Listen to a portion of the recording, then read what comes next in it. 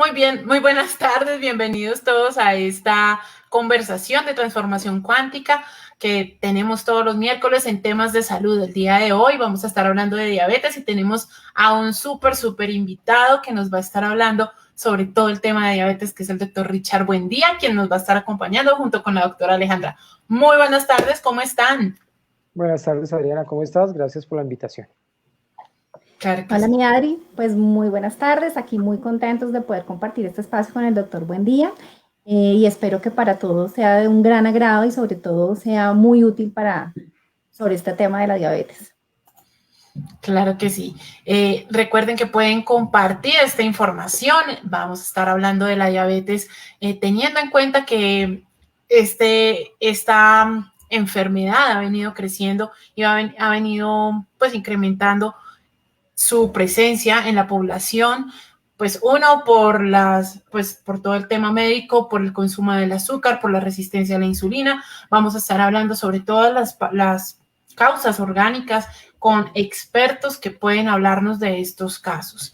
El doctor Richard Buendía es médico internista, endocrinólogo y epidemiólogo clínico con experiencia en docencia universitaria.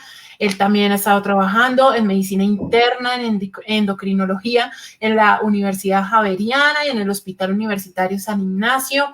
Fue instructor asociado en la Universidad del Rosario y en este momento es una de las personas que está también dentro del equipo médico de Colsubsidio. Y la doctora es nuestra líder científica aquí en Cuántica Magazine, quien ha estado liderando todos los procesos y todas las presentaciones de conceptos médicos que hemos venido manejando para traerles información precisa, concreta y pues información que es útil para todos ustedes en el tema pues de salud. Pues sí, mi Adri, dentro de Cuántica queremos diversificar todos los temas de salud. Hay muchos temas que queremos tocar. Hoy hemos escogido ese tema que es la diabetes porque es muy importante. Es una enfermedad que se ha venido diagnosticando en su mayoría ya en los últimos años. Y este tema del confinamiento y de la cuarentena ha hecho que algunos factores de riesgo se nos aumenten y muy posiblemente podamos aumentar ese número de diagnóstico después de todas algunas travesuras que hemos hecho durante la cuarentena. Claro, es que el tema de la comida en la cuarentena es un desorden, ¿no? O sea, no solamente nos centramos en el tema, en este momento pues vamos a hablar de la diabetes, pero los casos de desórdenes alimenticios que se van experimentando por el tema de ansiedad, de depresión y todo el tema de los trastornos mentales están haciendo que la gente o deje de comer o esté comiendo más.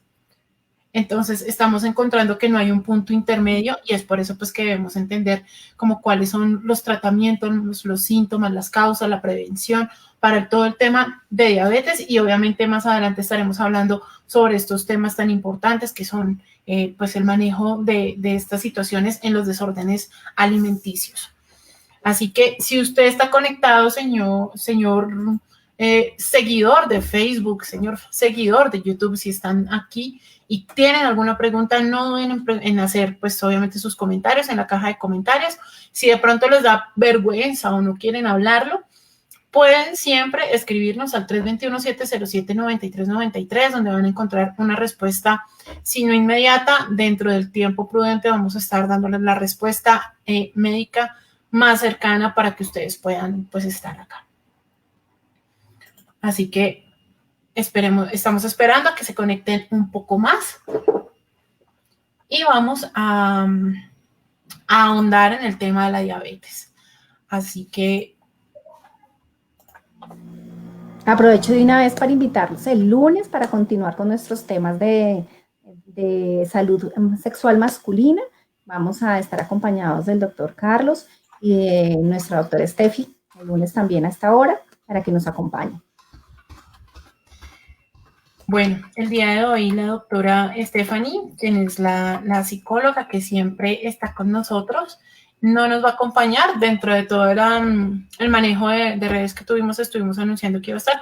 No va a acompañarnos. Desde el equipo de Cuántica Magazine le mandamos un abrazo gigante y un saludo. Así que pues ya nos estará acompañando nuevamente el día lunes.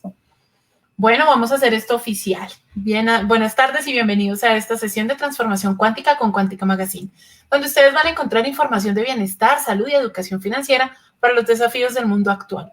Pueden seguirnos en Facebook, en Instagram y en Twitter con el usuario @Cuántica Magazine. Y recuerden que en YouTube va a quedar consignado este video luego de que terminemos. Va a estar ahí depositado como todos los anteriores conversatorios que hemos tenido del área de salud.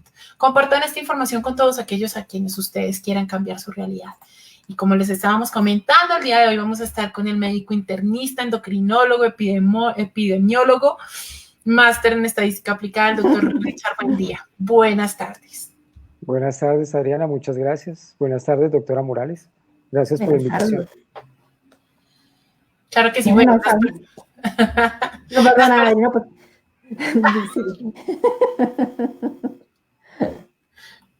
Ya yo me quedo callada.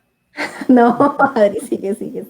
Las personas, pues yo me quedo callada porque las personas que son más propias para empezar a hablar de este tema de la diabetes, pues son los doctores, acá, los dos. Entonces, para que por favor estemos atentos a todo lo que ellos nos estén contando acerca de la diabetes. Buenas tardes, doctores, y comencemos.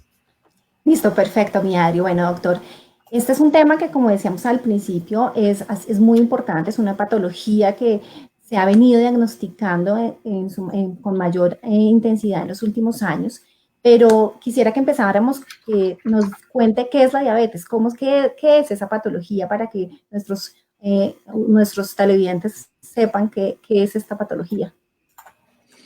Bueno, la diabetes, doctora Morales, es una patología, como bien lo dijo, una enfermedad en la cual el paciente no logra nivelar sus niveles de azúcar en sangre, no logra mantenerlos de una forma estable, sino estos niveles de azúcar se elevan y principalmente por dos factores. Entonces, en los adultos es porque la insulina que se libera en el páncreas no logra meter ese azúcar a los tejidos donde utilizamos el azúcar, llámese el músculo y el tejido adiposo. La función de la insulina es esa, ser como una especie de llave que va a abrir esa cerradura ya en el músculo y en el tejido graso para coger ese azúcar y convertirlo en energía. Eso se llama resistencia a la insulina, cuando la insulina no puede hacer su función, o el paciente no libera la suficiente cantidad de insulina. Entonces, la diabetes tipo 2, que es la de diabetes del adulto, se debe resumiendo a dos cosas. O la insulina no funciona adecuadamente o no tengo la cantidad suficiente de insulina. ¿Eso a qué lleva? Pues que vamos a tener niveles de azúcar muy altos en sangre y el azúcar, imaginémoslo como una sustancia en la cual va a generar inflamación en los tejidos, llámese retina, llámese corazón, llámese vasos sanguíneos en las piernas, llámese cerebro. Y es uno de los factores por los cuales los pacientes pueden terminar en falla renal, pueden terminar en ceguera, amputados o con enfermedad cardiovascular. Doctor, ¿y cómo hacemos para sospechar nosotros que podemos tener esta enfermedad? ¿Hay algún signo temprano? ¿Cómo se diagnostica? Lamentablemente no hay un signo temprano, a excepción de la diabetes tipo 1, en la cual la diabetes que le dan los niños, que rápidamente se desestabilizan y requieren insulina el resto de su vida porque hay una destrucción por su propio sistema inmune. Es una enfermedad autoinmune en los niños.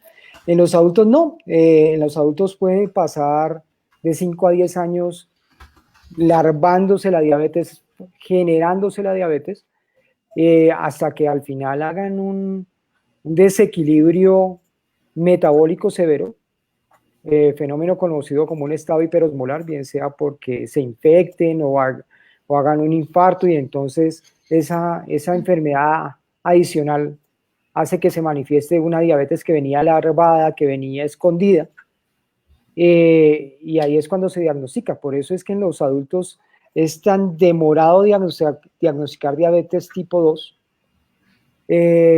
y por eso es que casi el 30% de las personas que tienen diabetes tipo 2, cuando se diagnostica, ya tienen daños en unos órganos que nosotros llamamos órganos blancos. Entonces pueden tener ya daño en la retina o daño en el riñón, o hacer parte de la enfermedad cardiovascular. Entonces, realmente no hay un signo que uno le diga de una forma precoz que ese paciente tiene diabetes. Más uno se basa en factores de riesgo para saber si un paciente está propenso a tener diabetes.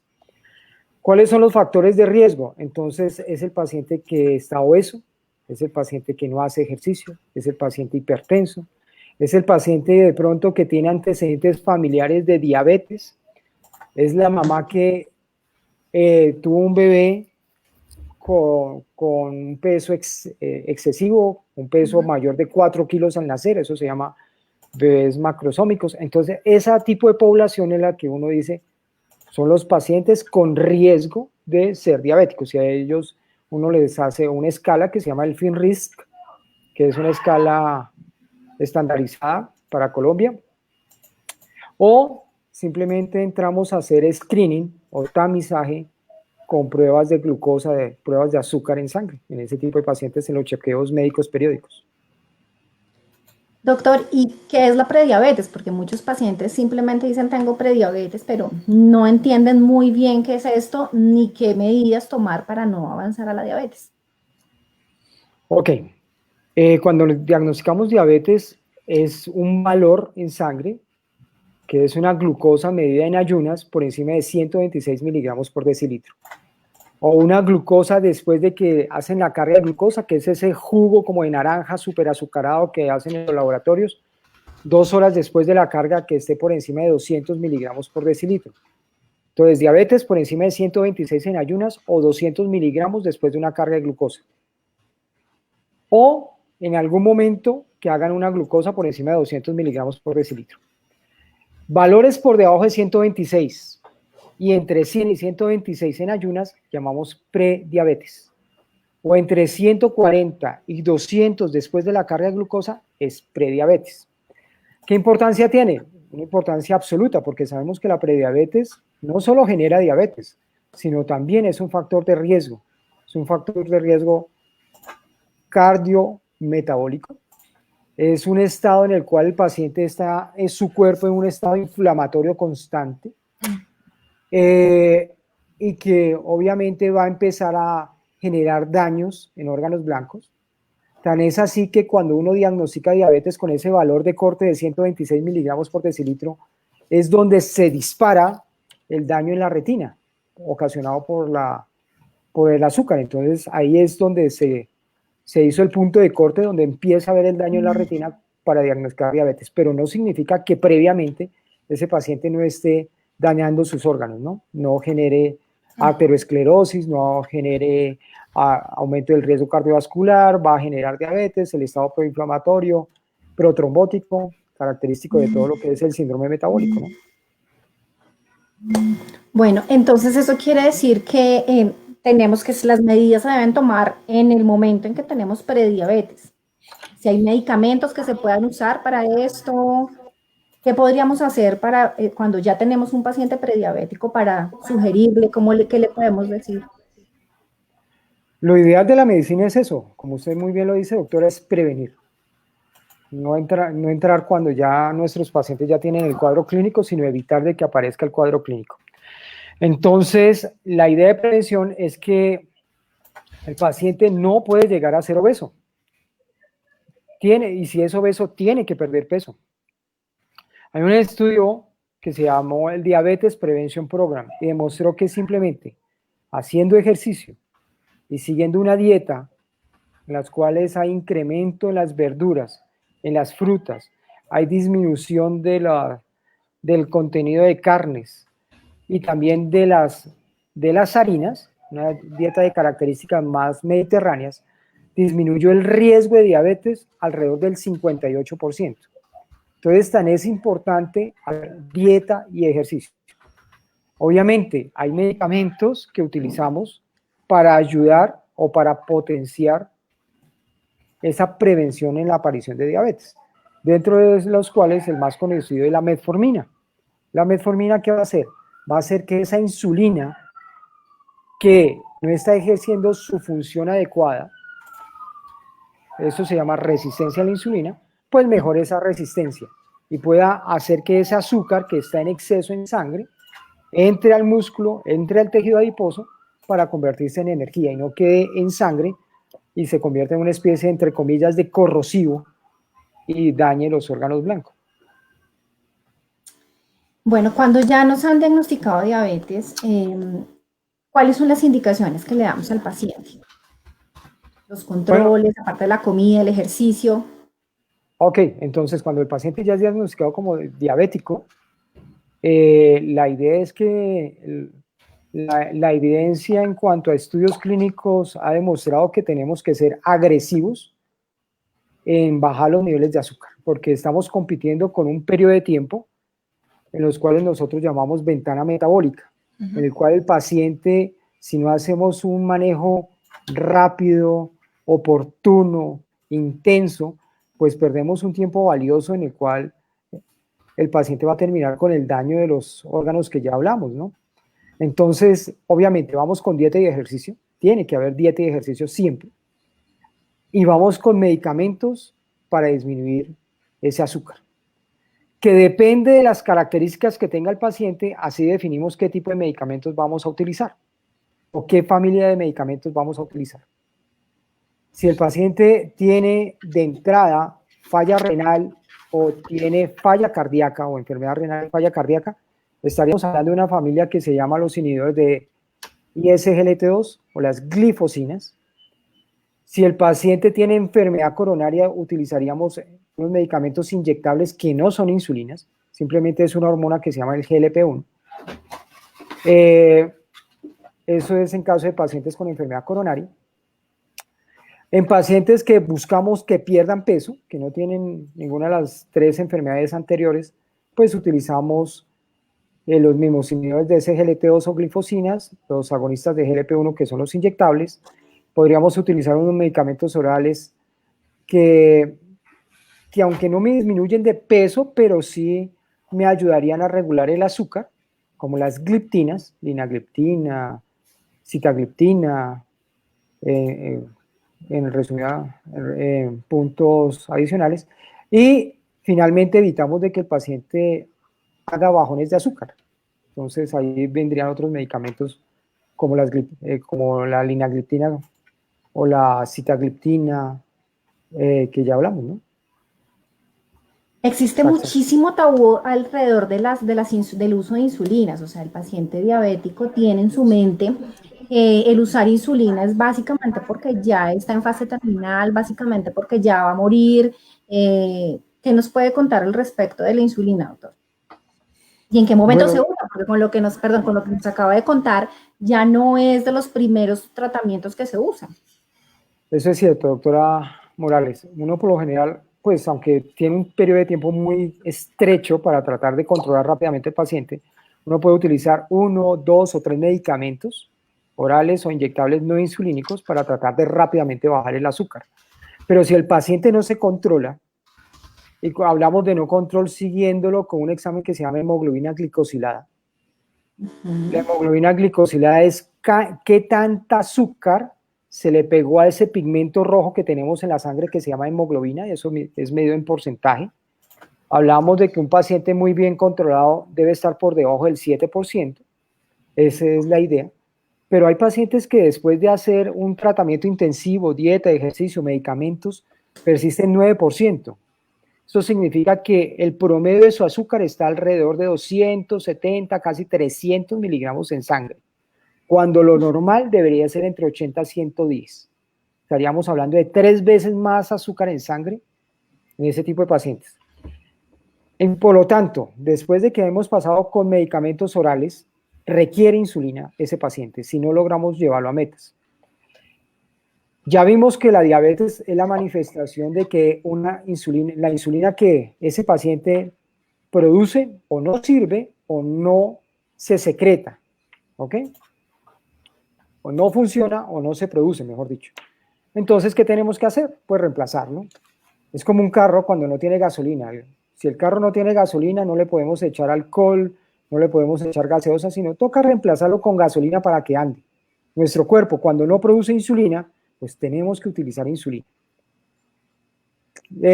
Toca desmitificar la insulina. La insulina no se utiliza cuando el paciente tenga ya, no es la última instancia, A veces la utilizamos muy rápido porque estamos luchando contra el tiempo para evitar daño de órganos blancos, como ya hablamos.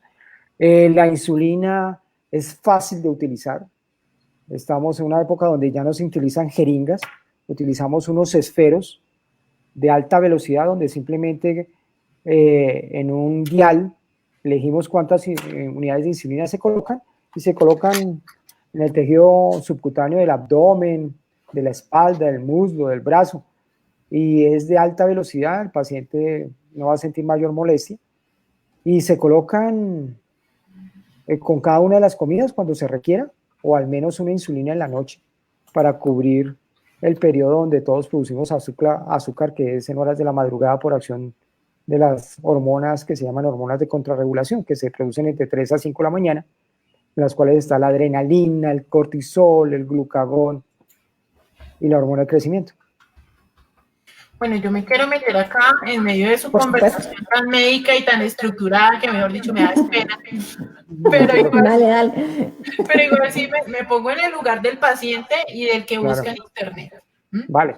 Entonces, por ejemplo, hay personas, no todos los cuerpos son iguales, no todos los organismos son iguales, no todos somos, respondemos igual a las mismas medicinas, ¿no? Hay casos, y es un tema que, digamos que dentro de la investigación de este tema de la diabetes y también un poco parte de, ahí sí me estoy yo acá abriendo al público, pero es más o menos parte de mi historia, y es que nunca bajaba de peso. Nunca, o bajaba y volvía y me subía 3 veces, era un yo-yo continuo. Y resulta que yo me empecé a dar cuenta que cuando yo comía fruta, yo quedaba con hambre, todo el tiempo comía, bueno, todo el tema del azúcar para mí era terrible.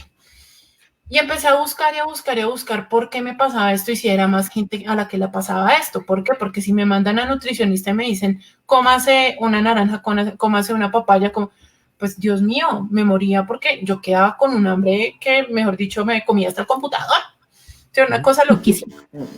Entonces empecé a buscar y a buscar y a buscar información, y dentro de esa información me encontré con este libro. Ok, vale. No sé si ustedes lo han leído o si tienen algún conocimiento. Este es un libro. Leído, pero sí sé que trata de todo lo que es el gluten y de todo lo malo que es comer el pan y demás, ¿no? Bueno, habla de eso, pero también habla sobre las personas que son resistentes a la insulina y habla mucho sobre la alimentación low carb y todo lo que es la alimentación basada en grasas. De acuerdo. Grasas saludables, ¿no? O sea, no la hamburguesa, no la pizza, no, grasas saludables, el huevo, el aguacate, aceite de oliva, grasas 100% saludables.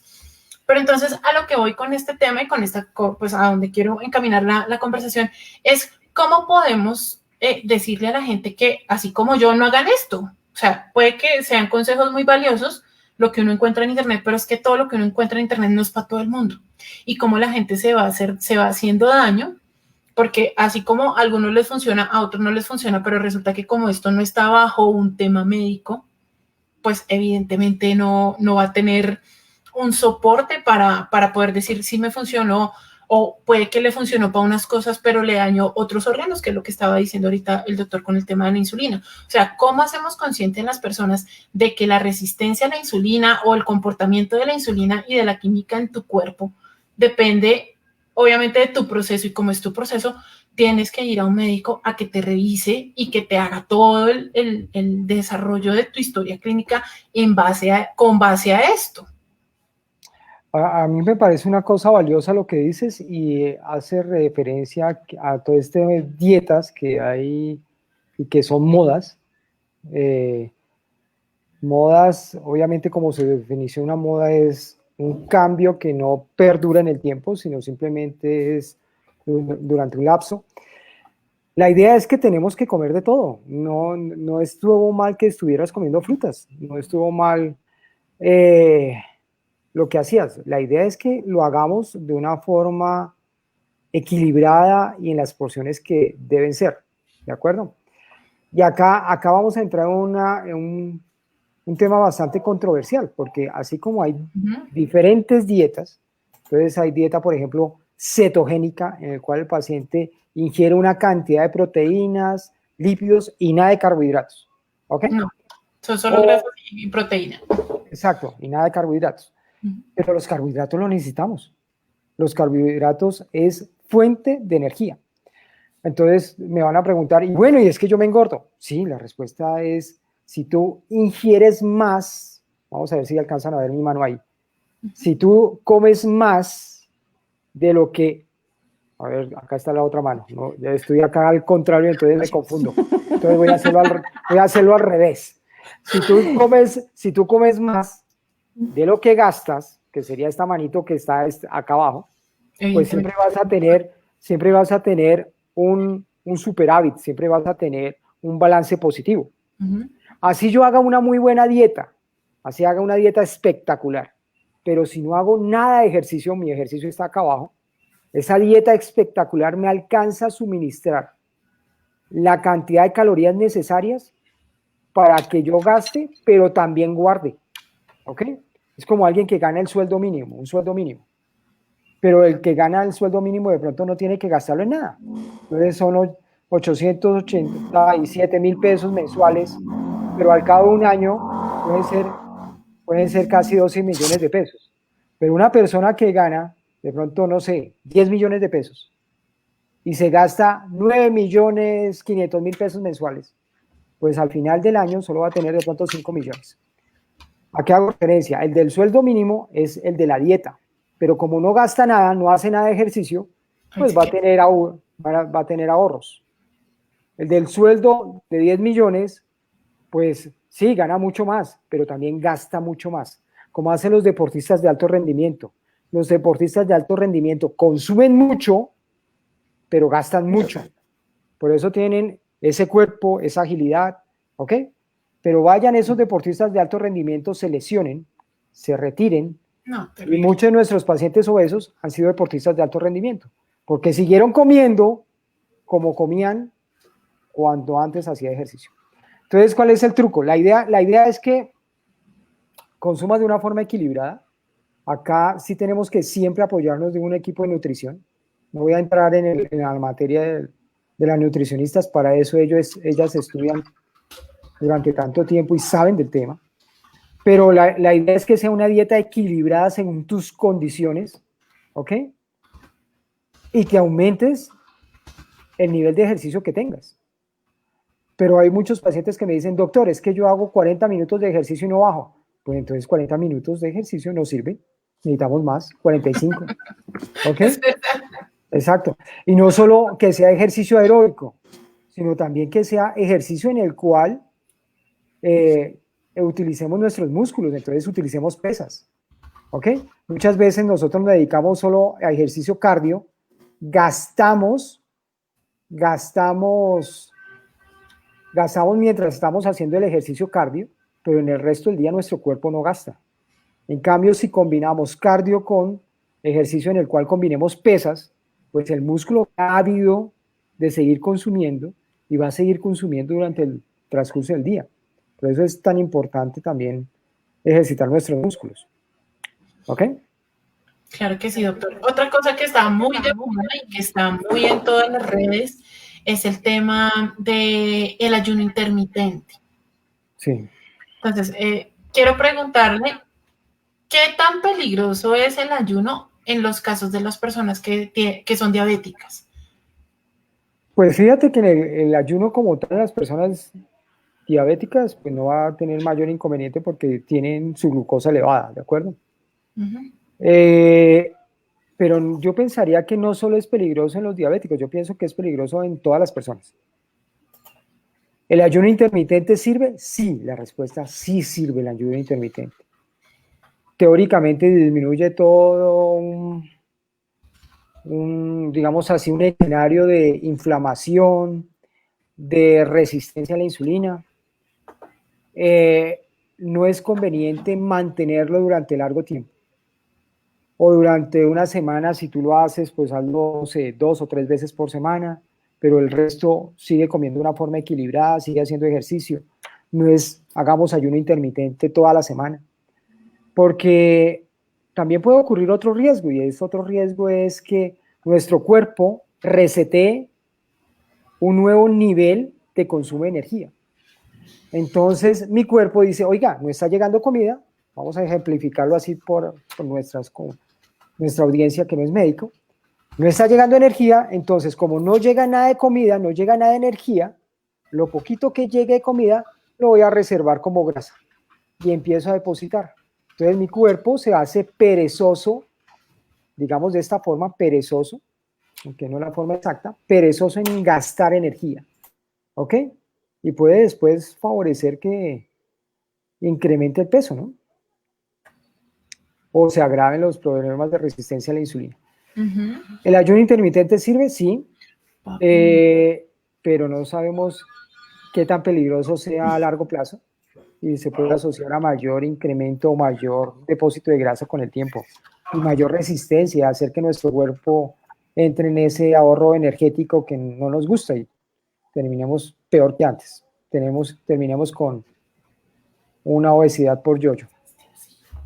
Eso es súper importante. Además, la parte de la alimentación, también quería recalcar algo que también vemos mucho en consulta, doctor, y es esas dietas o esos cambios de alimentación que nos dan o que empezamos en pacientes de pronto que no están acostumbrados a ese tipo de comida o que no tienen recursos para cierto tipo de comida. Entonces, muchos pacientes nos dicen, pero es que no tengo para el salmón, pero es que no tengo para el aceite de oliva, que es una realidad en nuestro país, y simplemente le hemos nosotros metido la idea que eso es lo único que puede comer. Entonces, pues no sé, hacerles entender que una buena alimentación se puede hacer con los recursos que tenemos. Totalmente de acuerdo, de ahí que el sacar como un listado de los medicamentos como si fuera algo mecánico, en algunas consultas de algunos profesionales no es lo ideal. Lo ideal es preguntarle al paciente, bueno, ¿cuáles son sus recursos? No, es que yo tengo solo papa, arroz y huevo. Pues hombre, que tendremos que jugar con ese tema. ¿Cómo hacer para que él siga comiendo papa, arroz y que la única proteína que tiene es el huevo porque no tiene para pagar la carne y el pollo? Y vamos a jugar de qué forma podamos dar una nutrición adecuada. Obviamente estoy hablando porque ahí necesitaríamos también frutas y verduras, pero buscar que realmente ese paciente cumpla, ¿no? Y ese es uno de los grandes problemas, y es que cuando se hace una dieta, en estos pacientes la mayoría no puede cumplir porque son dietas extrañas, ni siquiera conocen muchos de los alimentos que le sacan en el listado, ¿de acuerdo?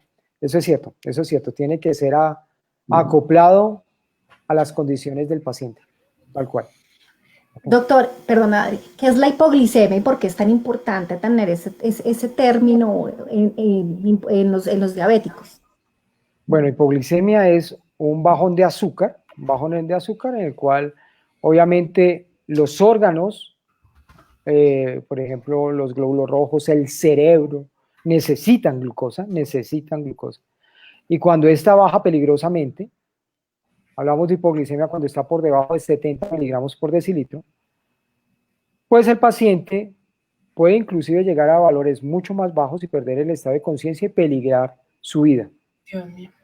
¿Cuándo vemos hipoglicemias? Un paciente de pronto no lo suficientemente educado cuando se coloca insulina. Por eso es importante educar muy bien al paciente y dar los signos de alarma, qué hacer cuando haya una hipoglicemia. Los pacientes con insulina deberían tener todos una hormona que se llama el glucagón. Esta vez es simplemente una ampolla que se guarda en la puerta del nevera, y en caso de una hipoglicemia que no pueda tomar un vaso de agua con 3 cucharadas de azúcar, una gaseosa normal en caso de que esté en hipoglicemia, algún familiar le coloque la ampolla a nivel del muslo, a nivel del glúteo, y lo saque la hipoglicemia. ¿Es peligrosa la hipoglicemia? Sí, es un bajonazo de azúcar y se da más cuando se coloca insulina. Y es más frecuente cuando el paciente carece de la educación suficiente para ir ajustando sus dosis de insulina. Hay otra clase de hipoglicemia, que es una hipoglicemia que le dan sobre todo a las personas delgadas cuando comen mucho dulce, y es simplemente porque liberan mucha insulina, Eso se llama hipoglicemia reactiva, que en realidad no es tanto una hipoglicemia, sino es una respuesta a la ingesta incrementada de carbohidratos. Entonces ya algunas mujeres jóvenes, delgadas, que les regalan de pronto una chocolatina, que van a hacer una prueba de glucosa en el laboratorio, pues liberan esta insulina rápidamente y les da dolor de cabeza, mareo, pero es simplemente regular el contenido de carbohidratos. No consuman tantos carbohidratos porque saben que este tipo de personas son personas sanas, pero liberan gran cantidad de insulina cuando comen algún dulce. Entonces son más como una reacción a la ingesta de los dulces, ¿no? Doctores, acá nos está preguntando una señora que se llama Elsa, nos dice, mi pregunta es, ¿son panaceas las uchuvas y el yacón o efectivamente ayudan en el control de azúcar en la sangre? Yo también me pregunto lo mismo, conozco a alguien que come muchas uchuvas. Yo también la conozco y no es hipertensa.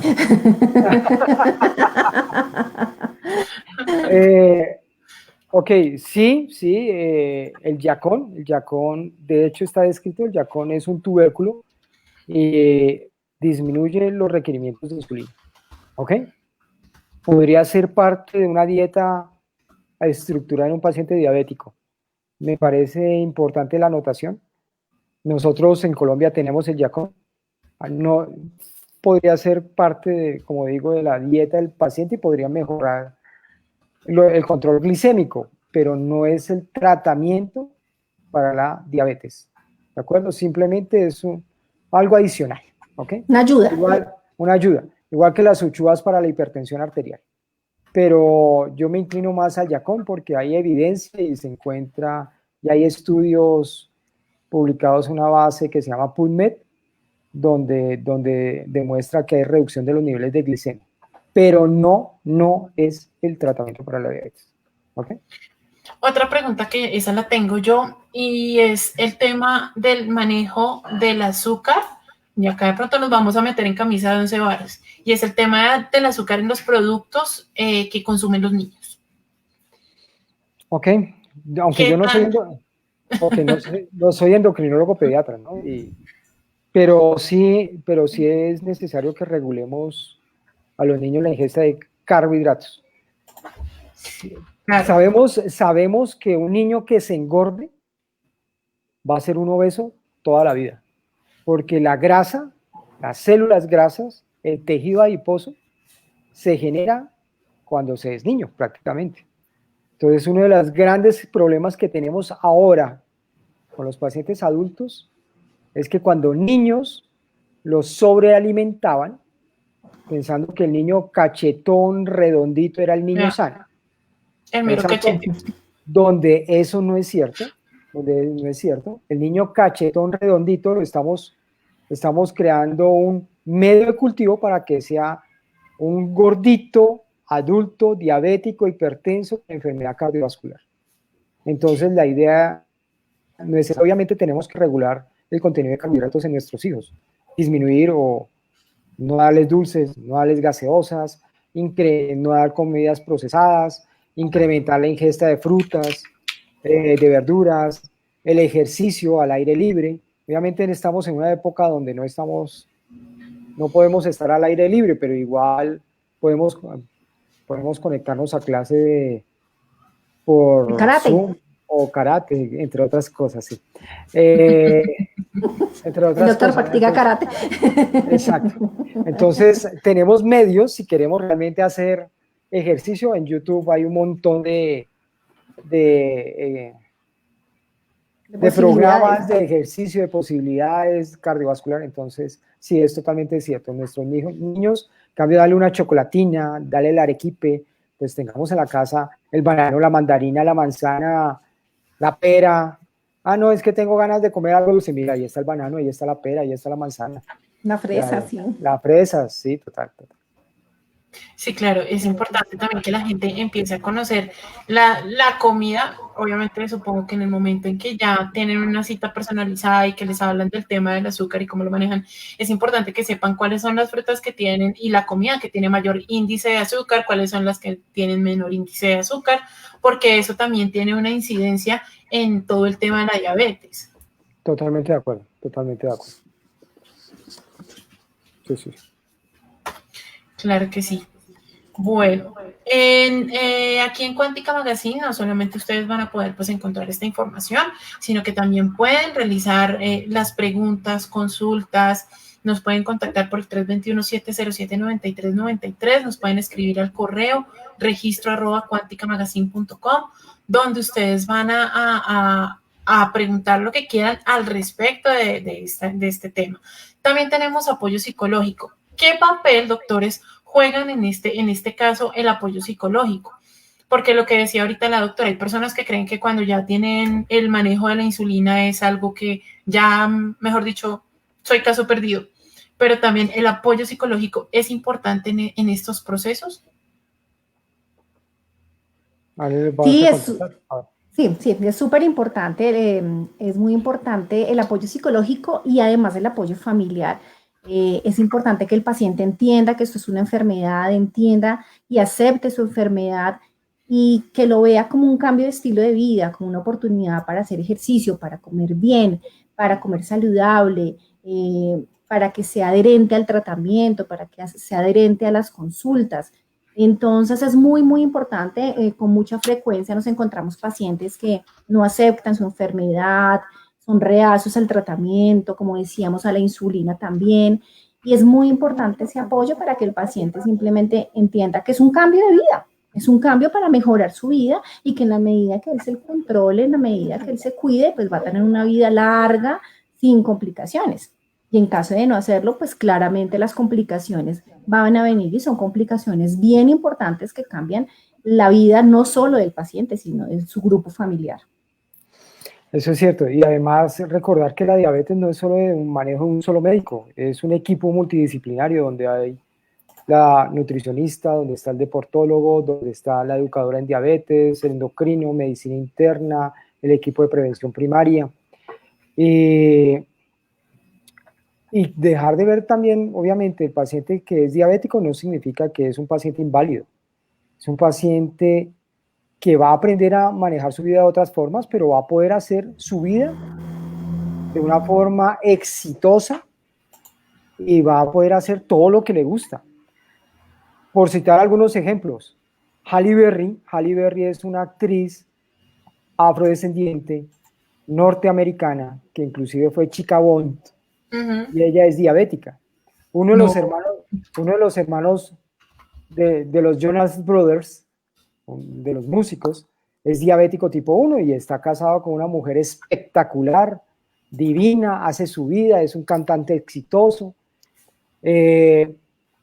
Tengo varios pacientes que inclusive, de hecho, ya que Alejandra me estaba hablando del karate, tengo 2 senseis que son diabéticos y son cinturones negros tercer dan en karate, hacen su vida normal, tienen su familia, se gozan la vida. O sea, no es una forma, la diabetes no toca verla como una forma incapacitante, simplemente tenemos que ser juiciosos, ser adherentes, y si toca con insulina, pues toca insulina, pero la insulina no es una forma de castigo, simplemente es una forma de tratar exitosamente la diabetes. Y además hay pacientes que llegan hasta tal punto de conocer su enfermedad, de conocer lo que comen, que se llama conteo de carbohidratos, que ya empiezan a comer de todo. Entonces dicen, oiga, me voy a comer un helado. ¿Cuánto tiene este helado? ¿Qué sé yo? 30 gramos de carbohidratos. Ah, bueno, para esto requiero 3 unidades de insulina. Me aplico 3 unidades y me como el helado. O sea, empiezan a tener su vida normal. Obviamente no es que van a estar comiendo helado todo el tiempo porque van a terminar obesos. Pero la idea es la diabetes no es una enfermedad igual a una incapacidad. Es una enfermedad, una condición que tenemos que actuar de una forma intensiva, rápida, para evitar las complicaciones.